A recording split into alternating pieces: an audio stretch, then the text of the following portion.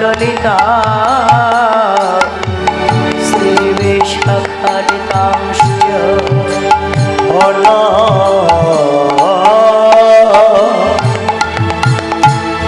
পীত চরিচিরা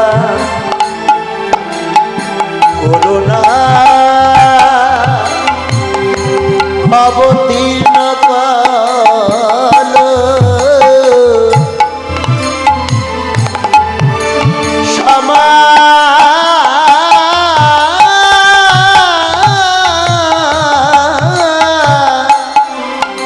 পয়ত তময়োন্নত উজ্জ্বল রসা সবক্তি শ্রেয় হরি পুরাট সুন্দর দূতে কলঙ্ক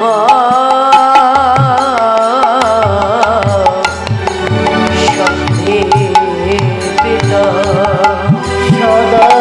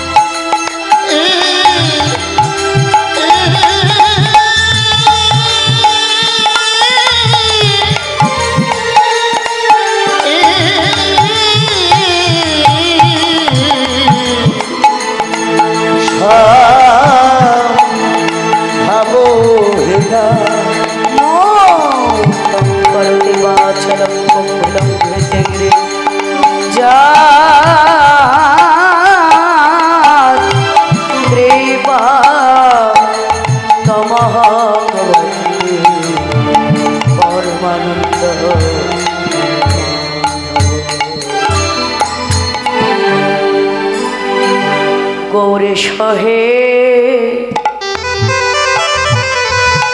হে শ্রী সচি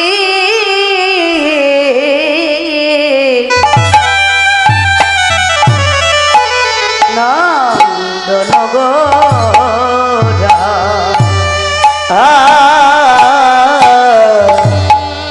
এসো হে হে শ্রী সচি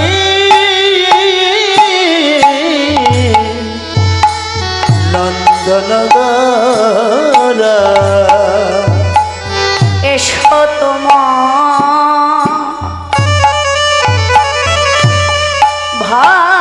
ভাই নিতাইকে সঙ্গে লই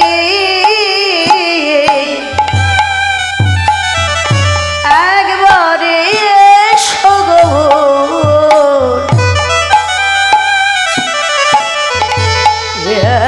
এসো হে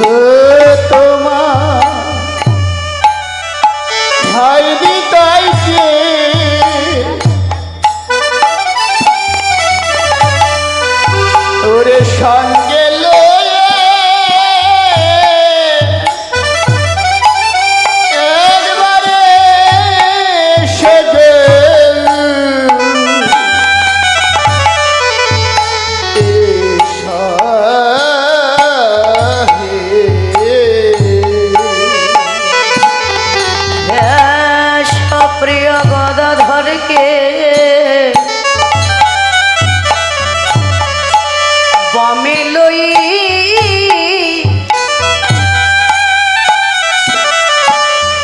একবারে এসো গো হে হে হে সুপ্রিয় গদা আর কে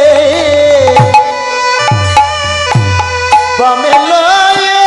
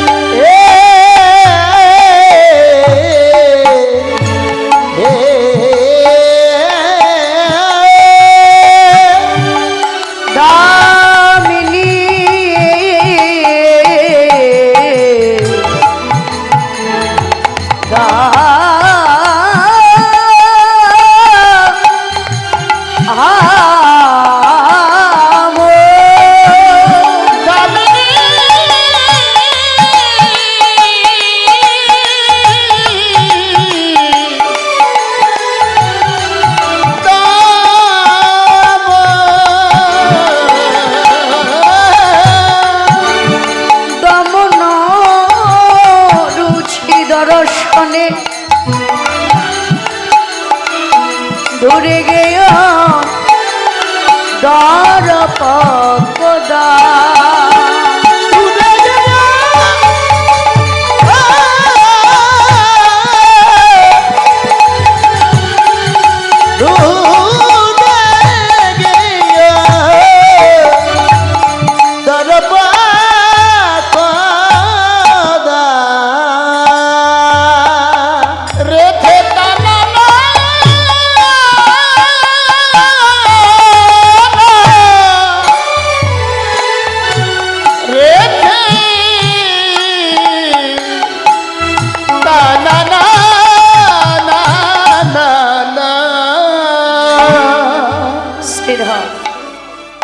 নবদ্বীপ আমাদের ভবময় প্রেমময় আনন্দময় রসময় সচির দুলালিয়া বিষ্ণুপ্রিয়ার প্রাণবল্লভ গদাধরের প্রাণ অনন্ত কোটি বৈষ্ণবের শিরোমণি কলিযুগ উপাসক শ্রী চৈতন্য মহাপ্রভু সাজের বেলা নদিয়া বিহার করছে। ঠিক ওই সময় কিবোর্ডটা মোটা বেশি হচ্ছে।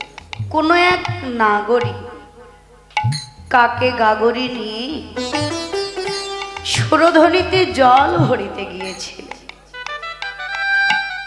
সুরধ্বনিতে জল ভরিতে গিয়ে সুরধ্বনি গঙ্গার তীরে এমন এক প্রেমময় মূর্তি দর্শন করলে, এমন এক ভুবন ভুলানো রূপ দর্শন করলে, ওই রূপে নয়ন দিয়ে নাগরীরা জল ভরা হলো। কাঁদিতে কাঁদিতে ঘরে ফিরে আসলে।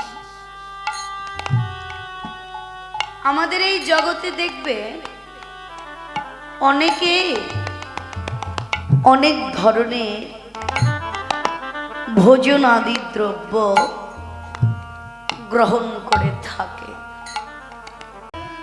সুরধ্বনিতে জল আনিতে গিয়ে সুরধ্বনি গঙ্গার তীরে এমন এক অপরূপ মূর্তি দর্শন করলে, ওই রূপে নয়ন দিয়ে ওই রূপখানি দর্শন করে নাগরী ওই রূপ আস্বাদন করেই চলেছে। আস্বাদনের পিপাসা মিটছে না। আকণ্ঠ পূর্ণ করে যখন আস্বাদন করলে, তখন তা ভিতরে রাখতে পারলেন না, উদ্গার হতে লাগলো। অর্থাৎ গৌর কথা সকলের কাছে বলতে লাগলে, কইতে লাগলে। অন্য নাগরিককে ডেকে ডেকে বললেন, সজনী, সাঁঝের বেলা সুরধ্বনিতে জল আনিতে গিয়ে এমন এক প্রেমময় মূর্তি দর্শন করলাম। ওই রূপে নয়ন দিয়ে আমার আর জল ভরা হলো না রে।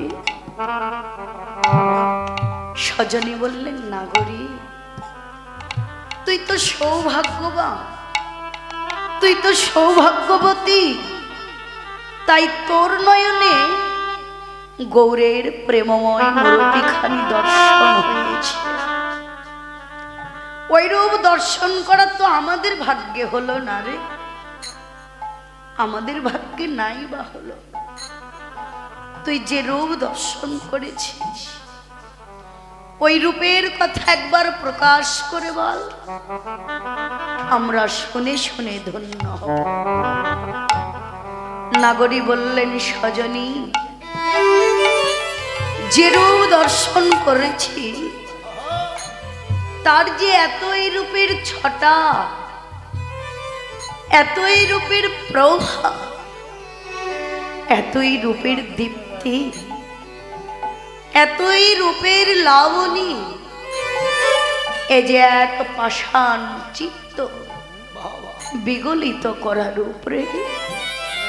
ওই রূপ শুধু আমি কেন রে, ওই রূপ যে হেরেছে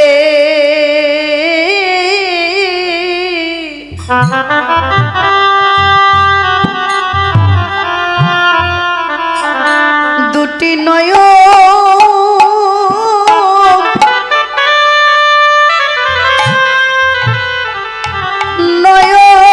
নয়ন কোণে আমার গৌর বলি হরি ওই রূপ যে হেরেছে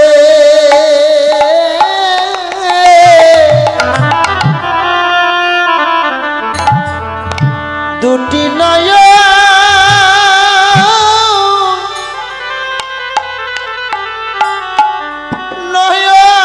নয়ন কোণে আমার গৌর রূপ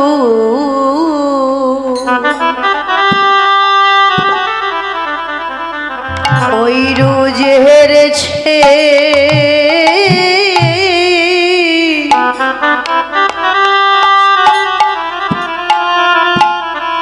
দুটি নয়ন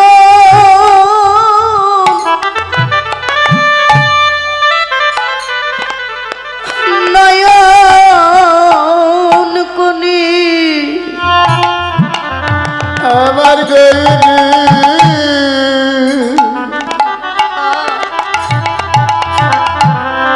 ওই রূপ যে হেরেছে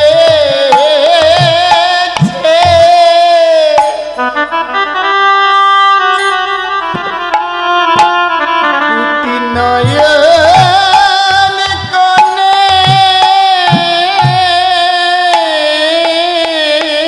জগতে সে ভুলে না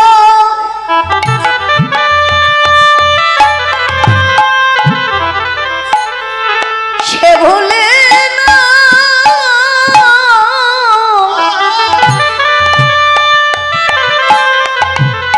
হরে জি এ জীবনী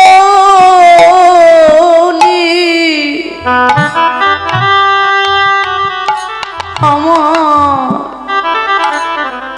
ওই রূপ যে হেরেছে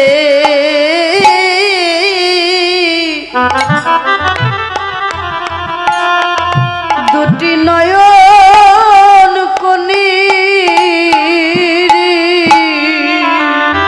ওরে সে ভোলে না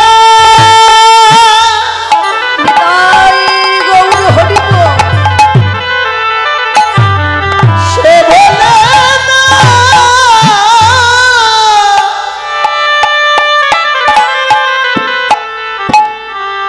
এ জীবনে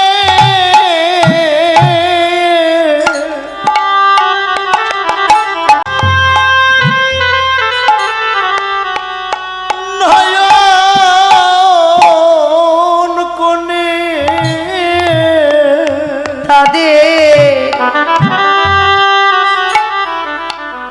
এই মায়ার ঘরা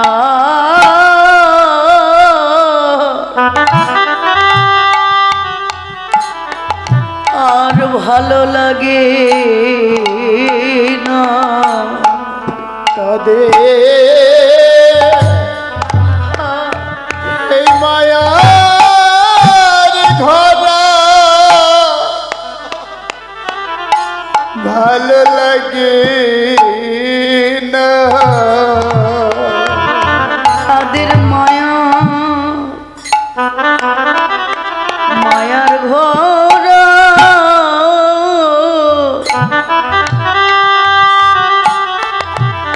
আর ভালো লাগে না জগতে তাদের মায়া এই মায়ার ভরা আর ভালো লাগে না ভক্ত সঙ্গে এর লাগি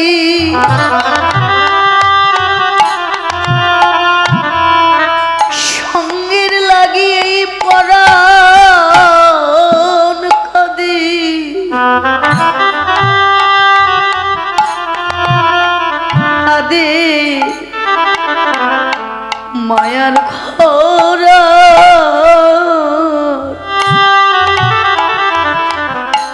আর ভালো লাগে না। ভক্ত সঙ্গে লাগি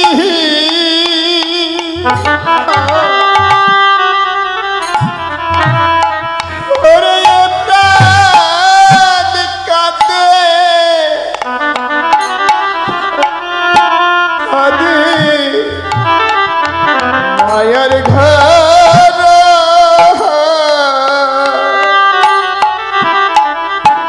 সঙ্গের লাগি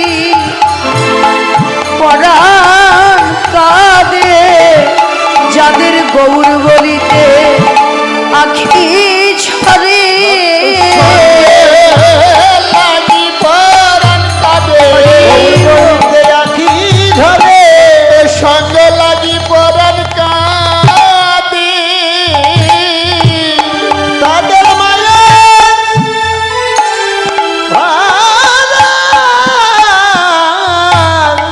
ভালো লাগে না। মহাজন বললে সবার নয়নে তো গৌরের প্রেমময় মূরতি দর্শন হয় না, একমাত্র যাদের প্রতি নিতাই চাঁদের করুণা হয়েছে, যাদের গৌরগত মন গৌরগত প্রাণ, তারা যদি অনুরাগের নয়নে গৌরের প্রেমময় মূরতি দর্শন করে, তারা কি আর ঘরে থাকতে পারে? বললেন ওই রূপ শুধু দর্শন করলেই নয়, যারা এই অন্তরের অন্তরস্থল থেকে গৌরহরিকে ভালোবেসেছে, তারাও কখনো ঘরে থাকতে পারে না। যেমন দেখুন, আজকেই হরিনামের আসরে কারা এসেছে? মহাজন বললেন গৌর ভালোবাসার মানুষ যারা যারা নিশি জেগে কারা বসে আছে? বললেন গৌর ভালোবাসার মানুষ যারা, যারা গৌর কথা ভালোবাসে, যারা গৌর হরিকে ভালোবাসে, এই আসরে আজকে তারাই তো এসেছে। গৌর ভালোবাসার মানুষ বিনে তো নয়। নাগরী বললেন সজনী দামিনী ধাম। দামিনী দাম অর্থ হলো বিদ্যুৎ মালা। গগনে যদি মেঘ লাগায় তখন কিন্তু অন্ধকার নেমে আসে, আর কিছুক্ষণ পর যখন মেঘে মেঘে ঘর্ষণ হয় তখন বিজুরি দেয়। কিন্তু এই জাগতিক জগতের বিজুরিটা হলো ক্ষণিকে। ক্ষণিকের জন্য জগৎ আলোয় আলোকিত করে, আবার অন্ধকার নেমে আসে। কিন্তু নাগরী যে বিজুরি দর্শন করলে, সুরধনী গঙ্গা কুলে যে বিজুরি দেখলে, এ তো প্রাকৃত জগতের বিজুরি নয়, এ হলো অপ্রাকৃত জগতের বিজুরি। প্রাকৃত জগতের বিজুরি আর অপ্রাকৃত জগতের বিজুরি পুরোটাই আলাদা। লাগে চোখ ঝলসে যায়। আবার দেখবেন প্রাকৃত জগতের বিজুরি মেঘের সঙ্গে লুকায়ে থাকে, আর অপ্রাকৃত জগতের বিজুরি পুরোটাই আলাদা। বিজুরির সঙ্গে মেঘ লুকায়ে থাকে। মহাজন বললেন হ্যাঁ গো থাকে। কোথায়? কৃষ্ণ মেঘ রয়েছে গোরার হৃদ মাঝারে। কৃষ্ণ রয়েছে গোরার হৃদ মাঝারে।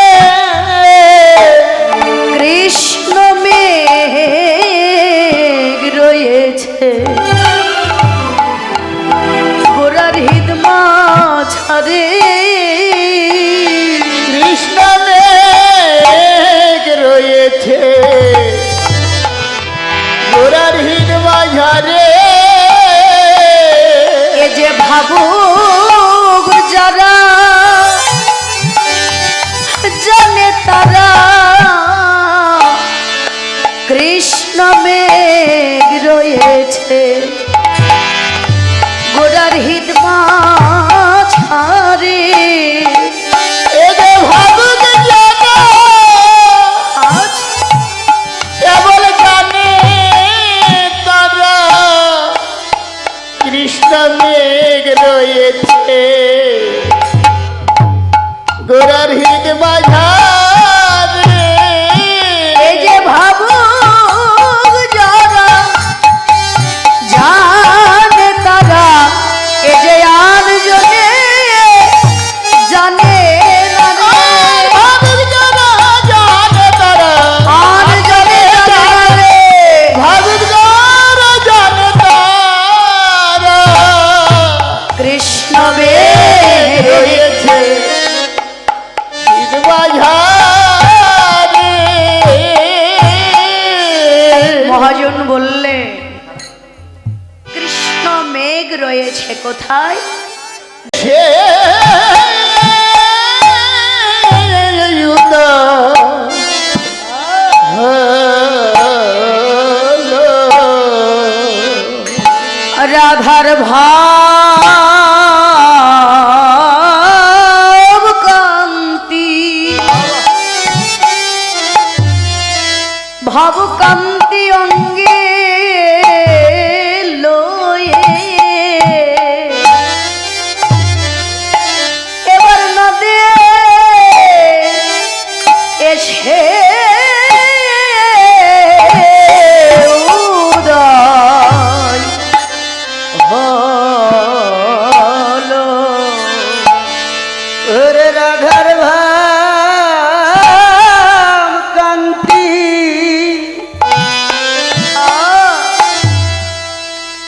অঙ্গ লয়ে এবার নদে এসে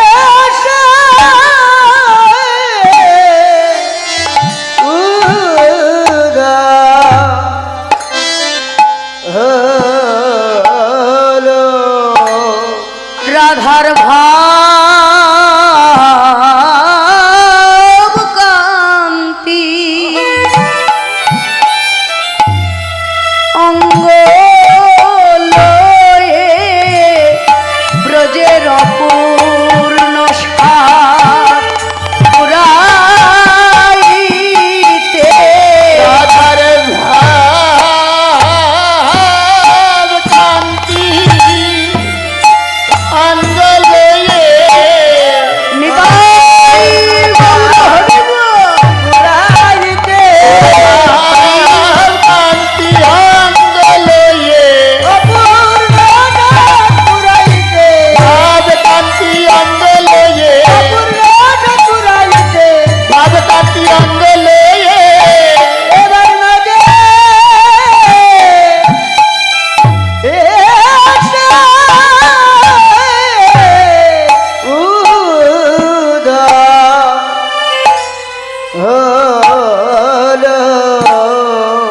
রাধার ভাব কান্তি অঙ্গে লয়ে ব্রজের সে অপূর্ণ স্বাদ পুরাইতে নদিয়ায় এসে অবতীর্ণ হল। মহাজন বললে ব্রজের মধুরিমা কেবল তারাই আস্বাদন করতে পারে জগতে যাদের ভাবনা আছে। যার ভাবনা যতদূর তার আস্বাদনের ভারও ঠিক তত দূরই হয়। যার ভাবনা যতটুকু তার আস্বাদনের ভারও ঠিক ততটুকুই হবে। ভাবনার মধ্য দিয়ে ব্রজের মধুরিমা আস্বাদন করেছিলেন কে? আমাদের সে বিদ্যানগরের রাজা রায় রামানন্দ। রাজা রায় রামানন্দ একদিন কৃষ্ণ কথা ভাবনা করছেন। কৃষ্ণ কথা ভাবনা করতে করতে হঠাৎ করে বলে উঠলেন, প্রথমে হেরিনু তোমায় সন্ন্যাসী স্বরূপ, এবে কেন হেরি তোমার গোপ বেশ বেনুক নব কৈশোর নটবর রূপ। হেম সমচিনী তরু মস্তক মণ্ডল ললাটে তথা সর্বাঙ্গে গোপীচন্দন দ্বারা হরিমন্দির রচিত, কণ্ঠে তুলসীর মালা, পরিধানে কপিল বহির্বাস। এমন রূপ দর্শন করে প্রথমে সন্দেহ জেগেছিল। তাকে কতই না কথা বলার ইচ্ছা জেগেছিল, স্বাদ জেগেছিল। বলতেই লাগলো, শ্রীধাম বৃন্দাবনে যে মস্তক ছিল কুঞ্চিত কুন্তল রাশি, আজ কেন সে মস্তক মণ্ডন করে তুমি ধারণ করেছ শিখা? যে অধর যুগলে শোভা পেত সুস্মিত হাস্যধারা, সে অধর যুগলে মলিনতার ছাপ, নয়নে প্রবাহমানা করুণা অশ্রুধারা। শ্রীধাম বৃন্দাবনে যে কুম্ভকণ্ঠে শোভা পেত বনফুলের মালা, আজ কেন বনফুলের মালা পরিত্যাগ করে পরিধান করেছ শ্রীনাম তুলসীর মালা? যে অঙ্গে ছিল সচিকণ পিতবাস, তুমি কেন সেই পিতবাস খুলে ফেলে পরিধান করেছ হালছে বেহাল কাঙালির সাজ, কপিল বহির্বাস? যে হস্তে লইয়া বাঁশরি ভোলাইতে ব্রজের গোপ নারী, সে হস্তে দণ্ড কমণ্ডল ধারী, হাত সাজে তোমার চারু ছাছর কুন্তল, কোন নিঠুরে মুড়ে দিল? কেবা কপিন পড়াইল পিতবাস খুলে ফেলি? তুমি কেন কেন হে গেলে শোনা, কালো লুকাই হলে শোনা? কে দিল তোমায় উপাসনা? সেই ব্রজের নটভরকে, যার লাগি শিব শ্মশানবাসী, কে বানাইল তাকে সন্ন্যাসী? হস্তে শ্রীনাম জপের মালা, অন্য হস্তে দণ্ড কমণ্ডল, কি ভিক্ষার উপলক্ষে স্কন্ধে লয়ে ভিক্ষার ঝুলি, কোমল করে করুয়া ধারি, কাঙাল সেজেছ বনমালী? এমন ভাবে কতই না কথা জিজ্ঞেস করলে, পরিশেষে বললে, অধম কাঙ্গাল স্ত্রীরূপ কেঁদে বলে, আমার কোটি জনমের ভাগ্যের ফলে এই ভাঙা ঘরে ভিক্ষা নিতে এলে হয়ে ভগবান কাঙ্গালি। ও উপলব্ধি করছে যে রাজেশ্বর ভগবান কাঙাল বেশে ভিখারি সেজে স্কন্ধে ভিক্ষার ঝুলি নিয়ে আমার সম্মুখে দাঁড়িয়েছে ভিক্ষা নিবে বলে, তাকে তো খালি হাতে ফেরানো যায় না। তাকে খালি হাতে ফেরাই কি করে? কিন্তু আমার তো দেবার মতো কিছু নেই। আছে একটি অমূল্য রত্ন, বড় যত্ন করে রেখেছিলাম। ভেবেছিলাম এই সম্পদটুকু আমি কোনোদিন কাউকে দান করব না। কিন্তু যে রাজ ভিখারি আমার সম্মুখে দাঁড়িয়েছে, তাকে তো খালি হাতে ফেরানো যায় না। তাই যে সম্পদটুকু, যে রত্নটুকু যত্ন করে রেখেছিলাম, তা হলো আমার আমিত্ব অভিমানটুকু। বললেন, প্রভু আমায় আমি দিলাম ভিক্ষা, তোমার চরণের দাস বলে গ্রহণ করো। আমি তোমার হলা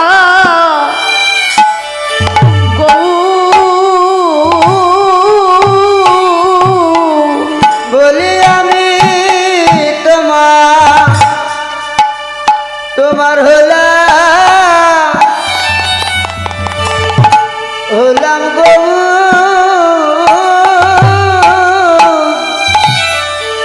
ওরে আমি তোমার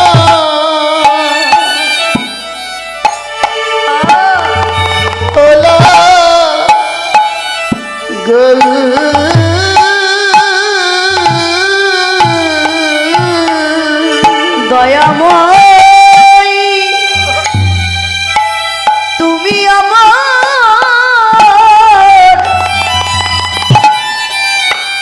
হওয়া না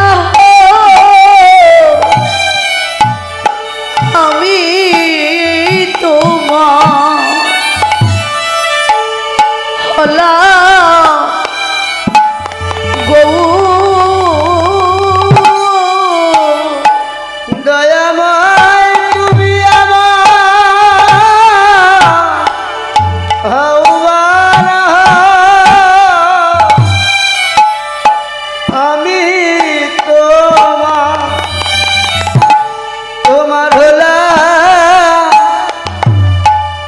হলাম গৌ। সকল আত্মঅভিমান শূন্য করে আমি তোমার হলাম গৌ। সকল আত্মঅভিমান শূন্য করি আমি তোমার হলাম গৌ। আমায় চরণ ছাড়া করো না, করো না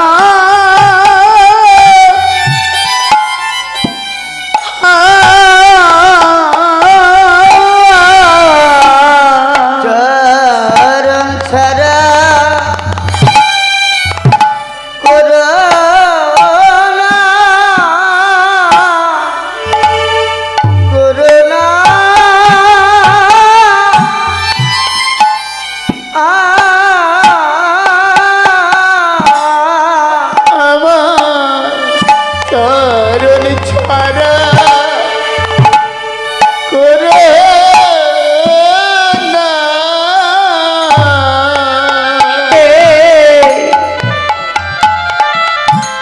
এই কৃতদাসে আর কে না আমায় চরণ ছাড়া করো না। এই কৃতদাসে আর কে না চরণ ছাড়া করো না। এই কৃতদাসে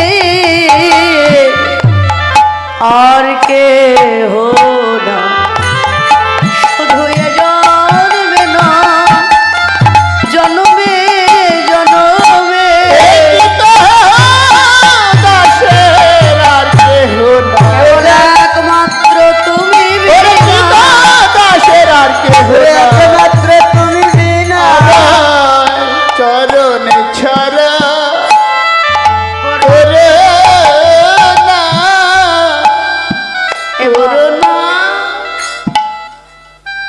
ভাবনার মধ্য দিয়ে ব্রজের মধুরিমা আস্বাদন করলে রাই রামানন্দ। এমন ভাবনা যার আছে সে ব্রজের মধুরিমা আস্বাদন করতে পারে। এবার নদিয়ার নাগরী বললেন, সজনী সুরধনী গঙ্গাকুলে যে রূপখানি দর্শন করলাম, দেখলাম দুটি বাহু প্রসার করে বদনে হরিব হরিব হরিবল হরিবল বলে দাঁড়িয়ে আছে।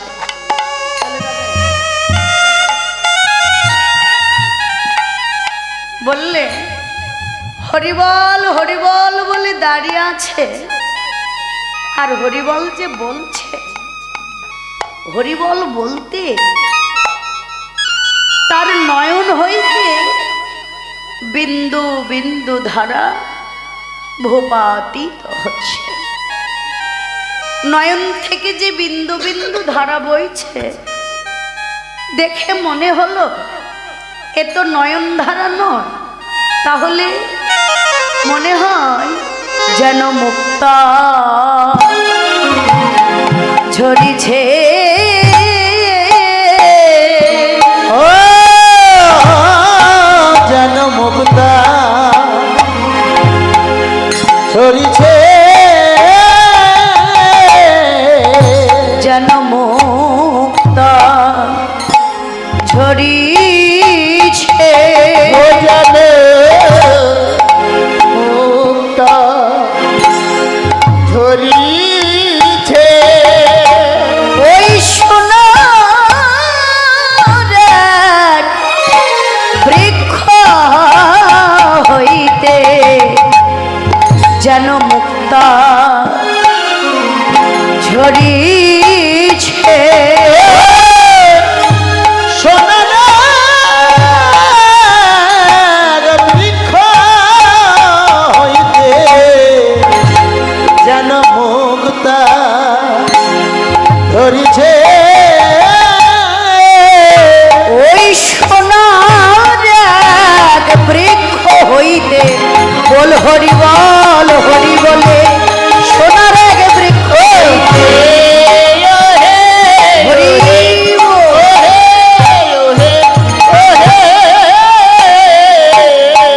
যেন মুক্তা ধরিছে। নাগরী বললেন, সজনী দেখলাম সোনার একটি বৃক্ষ দাঁড়িয়ে আছে, আর ওই বৃক্ষ হইতে যেন মুক্তা ঝরছে। আবার ভাবলাম, না না, এ মুক্তা নয় রে, তাহলে কি মুক্তি ঝরছে। উপাসনার বৃক্ষ হইতে যেন মুক্তি ঝরছে। এ জানে কি? একমাত্র ভাবুক ভক্ত যারা।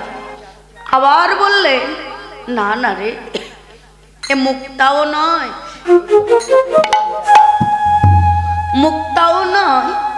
মুক্তিও নয়। তাহলে কি যেন পাবনি বইছে, বইছে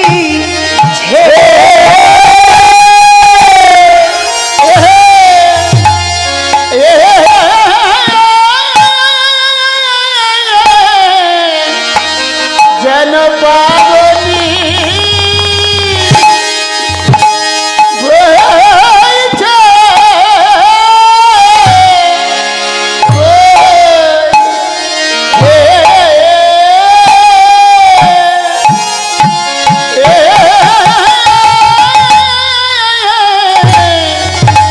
পাবনি বইছে।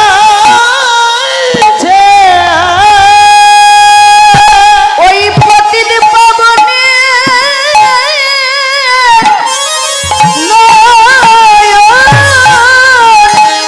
হইতে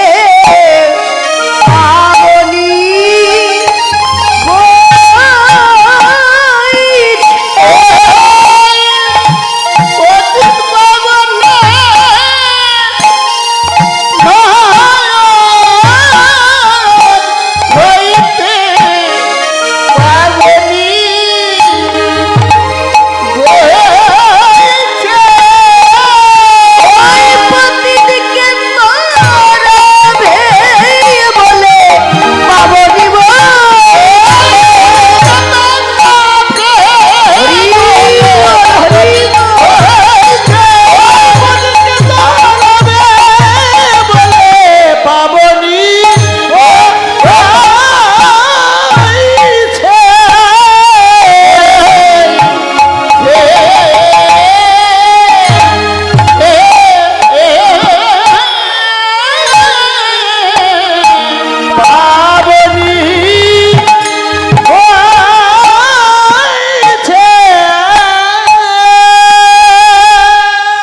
ভাবনা করলে ওই পতিত পাবনের নয়ন হইতে মুক্তাও নয় মুক্তিও নয়, পতিত পাবনের নয়ন হইতে যেন পাবনি বইছে।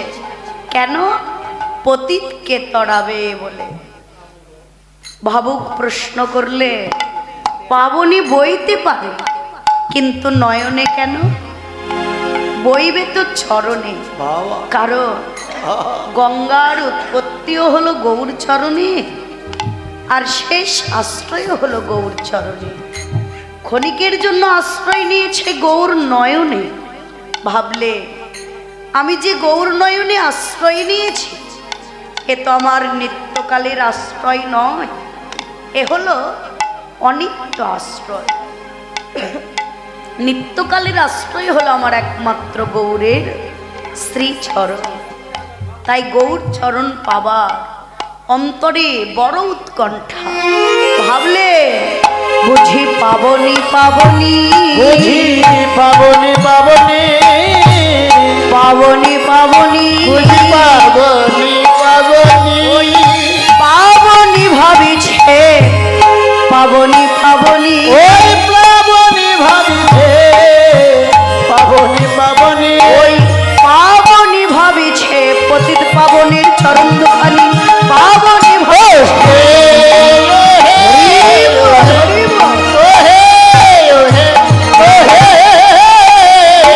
পাবনি পাবনি, গৌর চরণ পাওয়ার অন্তরে বড় উৎকণ্ঠা। আমাদের এই জগতে দেখবে একটি পাখি যখন কোনো নির্ধারিত বাসা না বাঁধে, রাত্রি যখন হয় যে কোনো বৃক্ষের ডালপালায় রাত্রি